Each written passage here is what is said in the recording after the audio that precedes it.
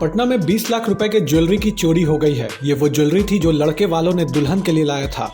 मंडप पर दुल्हन को ये ज्वेलरी दी गई थी, जिसके बाद से उसके कमरे में रखा गया था। पूरी ज्वेलरी एक ब्लू कलर के ट्रॉली में रखी गई थी। शातिर चोर ने हीरा, सोना और चांदी से बने कीमती ज्वेलरी सहित पूरी ट्रॉली ही गायब कर दी। जब इस वारदात की जानकारी सामने आई तो शादी वाले जगह पर हड़कंप मच गया। 20 लाख रुपए की ज्वेलरी चोरी का ये मामला राजधानी के रुपसपुर थाना इलाके का है।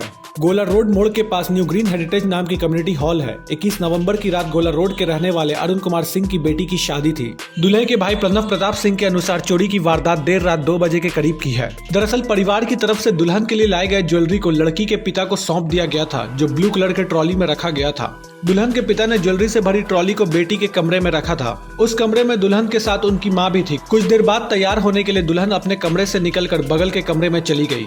इसके कुछ देर बाद कुछ सामान पहुंचाने के लिए उनकी मां भी उस कमरे में चली गई। तब तक इस कमरे का गेट खुला था। उसी बीच शातिर चोर कमरे में घुसा और ट्रॉली लेकर वहां से बाहर निकल गया। इसके बाद कार में ट्रॉली को रखकर शातिर चोर वहां से फरार हो गया। दूल्हे के भाई के मुताबिक देर रात 2:13 पर चोर बाहर जाते दिखा है। कुछ देर बाद ही उन्हें चोरी की जानकारी मिल गई थी, जिसके बाद शादी का हंसी खुशी का माहौल बदल गया।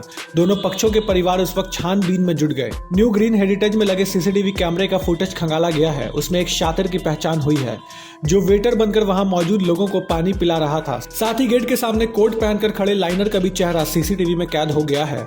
यही दोनों अंदर से ज्वेलरी वाली ट्रॉली को लेकर बाहर निकलते और स्विफ्ट कार में रखते नजर आए हैं।